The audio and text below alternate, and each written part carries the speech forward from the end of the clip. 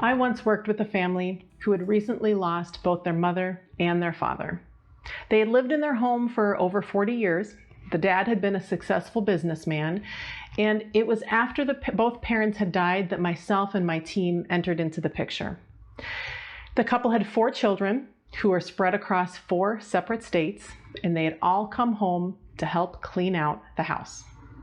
When I met one of the adult sons, he confided in me that he had spent the last week going through his dad's office and sorting through all of the paperwork and all of the files he had left behind.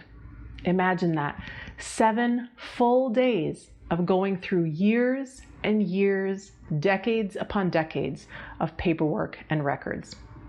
He confided in me that he found himself getting angrier and angrier with each hour and each day spent sorting through the mess that his father had left behind. It was that experience that really taught me how important it is to stay on top of your paperwork and to not leave a mess for those that you leave behind. Because believe you me, your paperwork will get organized someday. You just might not be around for it, right? Either you get it organized now, or whoever you leave behind will have to get it organized. So today I want to talk about some tips for right-sizing your paperwork and file collection, particularly if you are a senior and maybe the paperwork has built up for a while. So my first tip has to do with determining just how much financial paperwork you need to keep with you in your current home. Now, the first thing that comes to mind when dealing with your office clutter is whether or not you are still the one who's paying your bills and keeping track of your finances. Maybe you're doing it, maybe a family member is doing it, maybe you've hired someone at the bank or you have a trust officer who's doing it on your behalf. That being said, if you are not the one still paying your bills and controlling your finances, then the solution is easy. Whoever is controlling your finances and paying your bills needs to keep track of all the paperwork. That burden is no longer on you. But if you are still the primary person who's in charge of all of that, then my recommendation is to keep one drawer of current files open. All of the other files that are no longer current can be stored away into an office box and put in a storage area or the back of a closet. In fact, we tell the majority of our clients who are downsizing and moving to try to take no more than 1 2-drawer filing cabinet with them. 2 drawers should be more than enough to keep all of your current paperwork accessible to you. And again, any back taxes that you're keeping for IRS purposes can be put into office boxes and put into storage. They don't need to be cluttering up your limited office space or your desk space.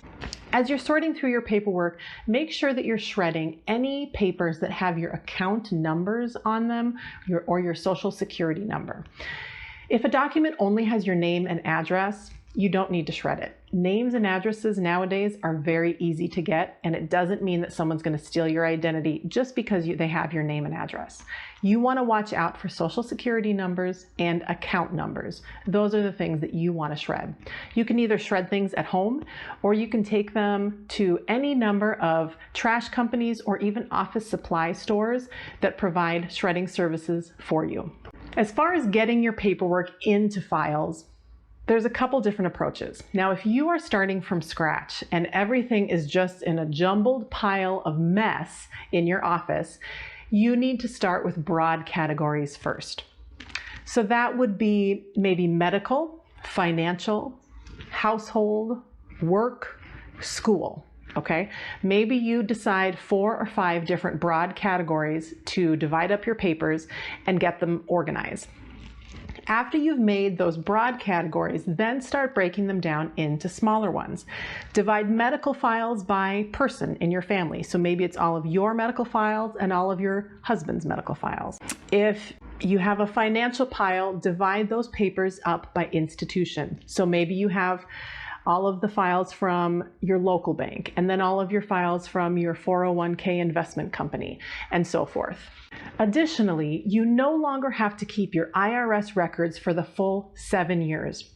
Believe it or not, the IRS has actually reduced the number of years that they require individuals to keep their tax returns to 5 years, and less. So for the last 5 years, you should keep your tax return and the supporting documents in an office box somewhere, usually at the back of a closet or in a storage area, and just keep 5 years back. And then each year you can throw away the oldest year when you put in the new year. You no longer have to keep your files for 7 years. Sorting through your financial papers is a task that can be difficult for an outside person to do. So if you were to hire a senior move manager or a professional organizer to help you go through the files, it is possible and they would be willing to do it, but it is going to take more time because they're not intimately familiar with your situation, the institutions that you do business with or that you bank with, and they're not necessarily going to know which papers are most important for you to keep. You are the one that knows best what needs to be kept and what shouldn't be kept. Now, if you have any questions about what papers to keep and what not to keep, you could always ask your financial advisor or your local bank. They would be happy to guide you through that process. My recommendation, if you feel like you need help sorting through your paperwork and your files, is to enlist a family member to help you. This is a great gift idea if the holidays are approaching and your kids or your grandkids aren't sure what to get you. The last thing you need is another tchotchke, trust me. But you could ask them for an hour or two of their time to help you go through some of that paperwork and get it organized and weed out what you no longer want. Now, if you are the child of a senior, then trust me, this is a great gift that you can offer your loved one, and it will take a huge burden off of their shoulders.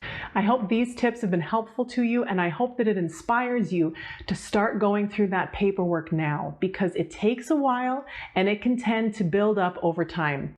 And leaving behind mounds of paperwork for your children or your heirs to go through after you're gone is not a good plan. If you want more right-sizing tips and tricks, head on over to my website at easyrightsizing.com. Thanks so much for watching.